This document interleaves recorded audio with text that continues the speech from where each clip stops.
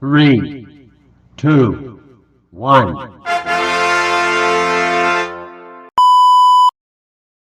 Assalamualaikum warahmatullahi wabarakatuh. Perkenalkan, saya Rika Rindan Alia dan teman Saya Lelia Tajala. saya Fadia Salma ingin minta izin untuk melakukan wawancara. Untuk pertanyaan pertama, sistem seperti apa yang cocok untuk diterapkan dalam pendidikan di Indonesia? Sistem pendidikan. Kalau sistem pendidikan itu kan menentukan dan kita dan tentunya pejabat-pejabat yang berwenang di bidang pendidikan. Kita ini di bawah hanya ikut melaksanakan aja.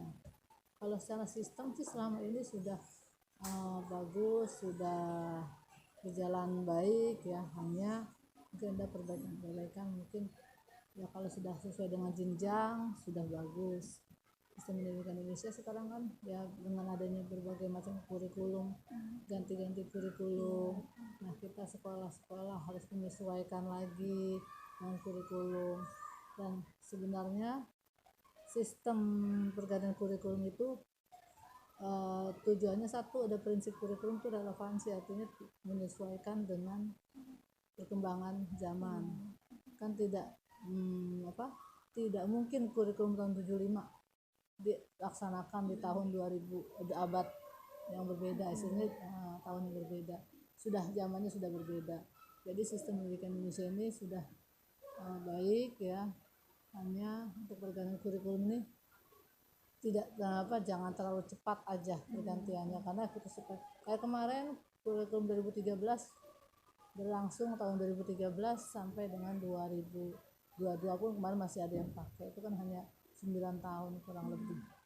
Dan mungkin untuk sistem pendidikan Indonesia ini mulai kurikulumnya agar lebih intens, kemudian panjang masanya, karena guru-guru belum paham benar dengan kurikulum yang lalu sudah ganti gitu. Tapi memang tujuannya bagus, menyesuaikan dengan perkembangan zaman gitu.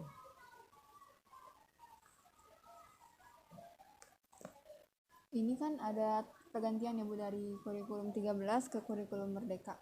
Dalam penerapannya itu ada masalah gak Bu? Merdeka. Iya. Kita di sini kan peralihan ya dari kurikulum 2013 ke kurikulum Merdeka. Sebenarnya intinya tidak terlalu menyolok ya. Mungkin kesulitannya itu karena adaptasi aja. Bapak Ibu guru yang sudah terbiasa mengerjakan yang 2013 kemudian diperbarui dengan kurikulum Merdeka. Nah, Bapak Ibu guru menyesuaikan diri lagi, beradaptasi lagi. Sebenarnya intinya sama ya, tujuan sasarannya itu ke siswa.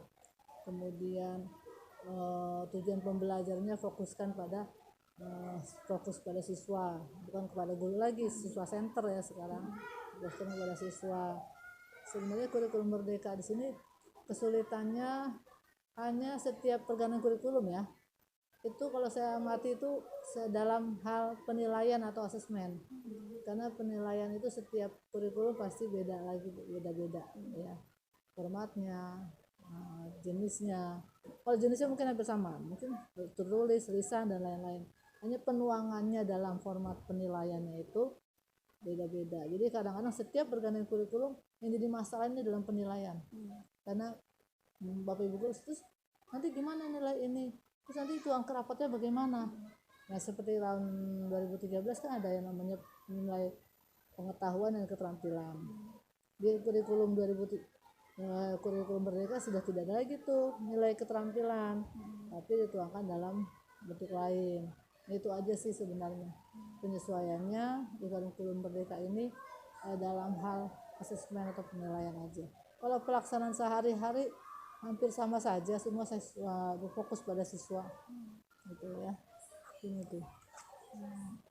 Selanjutnya kan di Indonesia memiliki masalah dalam sistem pendidikan. Solusinya itu gimana ya Bu? Masalahnya apa dulu nih? Itu kan bukan masalah.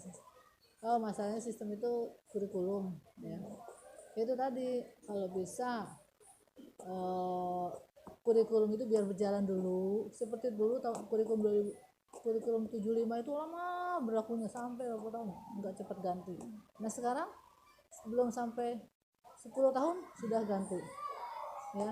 Jadi ya itulah harus penyesuaian mungkin ya, tapi saran saya sih supaya jangan terlalu cepat ganti kurikulum, karena ini juga yang melaksanakan yang di bawah ini yang agak tumpang tindih, nanti peralihan dari kurikulum lama ke kurikulum baru ini mereka harus adaptasi lagi. Itu memang salah satu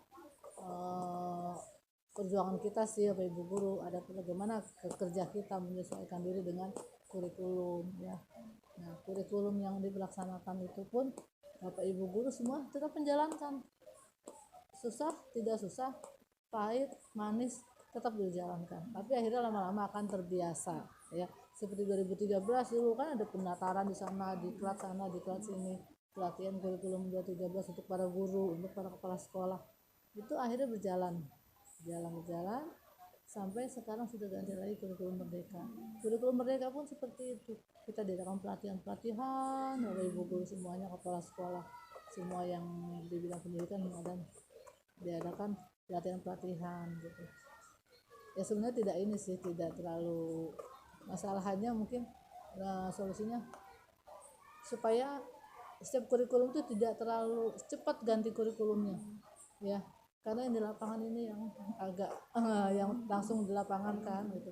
Kalau yang membuat kebijakan begini sih mereka buat kebijakan, yang melaksanakan kan kita yang di bawah, yang di lapangan gitu ya. Sekian Bu dari pertanyaan kami. Terima sudah. kasih atas jawabannya. Assalamualaikum warahmatullahi wabarakatuh. Waalaikumsalam warahmatullahi wabarakatuh.